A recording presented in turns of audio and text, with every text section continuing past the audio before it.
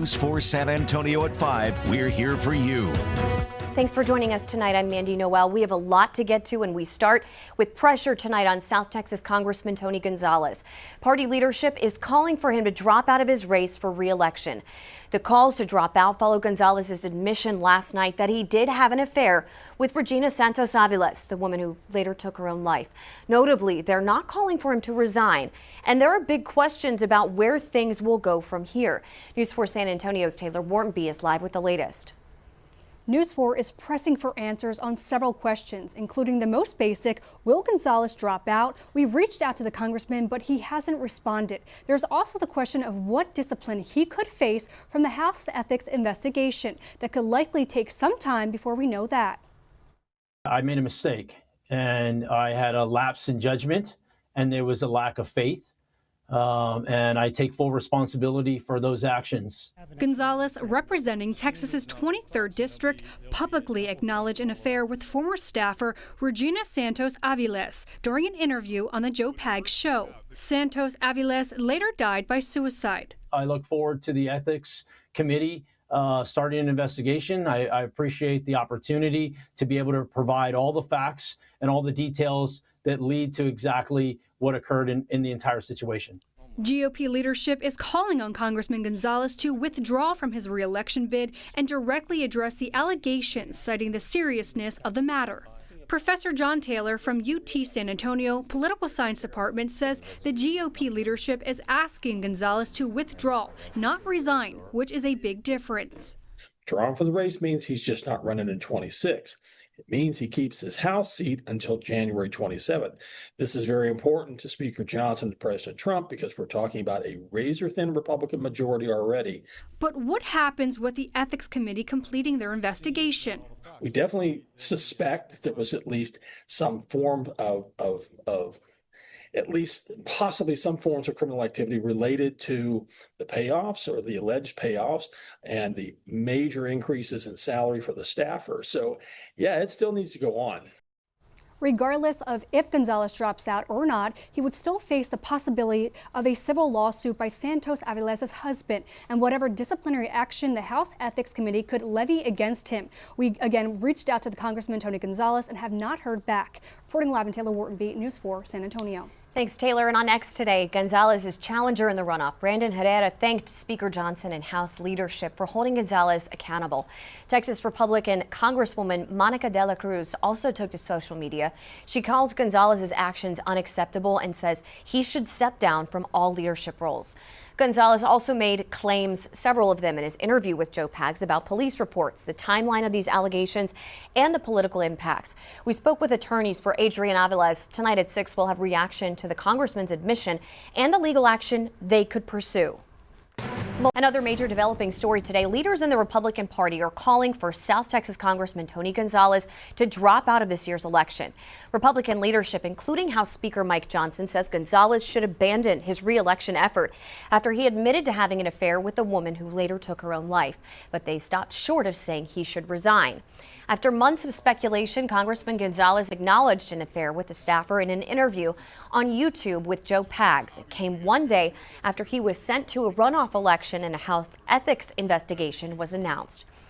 We've been requesting an interview about this for months. Gonzales made several claims about police reports, the political timing of the allegations, and more. The News 4 I-Team's Jordan Elder joins us with how attorneys for that staffer's family are responding. We're told that Adrian Aviles now feels a sense of relief that the congressman has acknowledged the affair. It was Adrian's wife, Regina, who has been at the center of all this. She's the staffer involved in the affair who later died by suicide. Was there a relationship with this young lady who was working in your office? In an 18-minute interview with Joe Pags, Congressman Tony Gonzales acknowledged an affair with his staffer, Regina Santos Aviles, after he called the rumors untruthful in November. It's also important to know all the details and all the facts. I will say there's a whole lot more to this story. I want to present all the facts and all the details. There are no more facts to this story that will affect or alter the reality that he had a sexual relationship with a subordinate. That's attorney Bobby Barrera, who is representing Regina's husband, Adrian Aviles. He says the facts are already clear. Aviles released messages between Gonzales and his wife, showing the congressman asking for photos and asking sexual questions. But when he was asked directly about the texts, were those real? I'll let the investigation play out and share all the different details on it. If those are the facts he wants to come out, maybe we can help him and get those facts out so that people can see who Tony Gonzales really is. Gonzales also raised questions about Aviles seeking Regina's death benefits and a letter sent after her death, which he called blackmail and a shakedown. Barrera says that money was recoverable under the Congressional Accountability Act and that Gonzales is deflecting.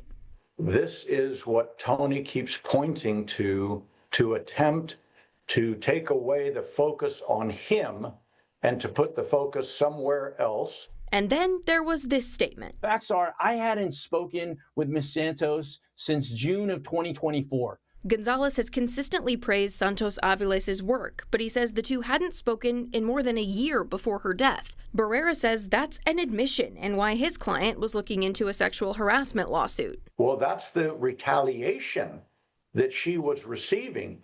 That's the beginning of the end of her career as a result of Tony's sexual relationship with her. Gonzales also pointed to the Uvalde police report about Regina's death, saying no one is talking about it. Gonzales is not mentioned in this report, and it says police found surveillance video showing Regina setting herself on fire. We did bring this to you, and it took us months to get it because the Uvalde Police Department and the Attorney General had been blocking it. This is our article. We got the report 10 days ago, which means that you got this information 10 days ago. This is over on our website if you would like to see it. For the News 4i team, I'm Jordan Elder. House Republican leadership released a joint statement today calling for the Ethics Committee to act expeditiously. They want the congressman to withdraw from this race for re-election. So far, Gonzales has not budged. I look forward to the Ethics Committee starting an investigation. I appreciate the opportunity to be able to provide all the facts and all the details that lead to exactly what occurred in the entire situation. If we're talking about not running for re-election, now he's got to figure out now what kind of job he's going to have after he leaves Congress. But more importantly, he's now still facing allegations. UT San Antonio Political Science Chair John Taylor says if Gonzales does withdraw, the Ethics Committee will still investigate allegations of criminal activity against him, which could lead to a civil lawsuit or criminal indictment. We want to know what you think. We are asking today, should Representative Gonzales resign after admitting to the affair? 78% of you at this point say yes. If you want to weigh in, just scan the QR code on your screen. Texas Congressman Tony Gonzales says he will no longer seek re-election. He is dropping out of the race because other Republicans have urged him to do so after he admitted this week on a podcast to having an affair with a former staffer. News 4 broke the story last night about him stepping down. Gonzales says that he will finish out his current term, but he will not be in the runoff with Brandon Herrera in May. This week, the congressman told podcast host Joe Pags that he did have an affair with Regina Santos Aviles. She killed herself last year by setting herself on fire. A House Ethics Committee is now investigating if Gonzales was engaged in inappropriate sexual conduct. I look forward to the Ethics Committee starting an investigation. I appreciate the opportunity to be able to provide all the facts and all the details that lead to exactly what occurred in the entire situation. That investigation will continue despite him no longer seeking re-election, and it could lead to a civil lawsuit or a criminal indictment.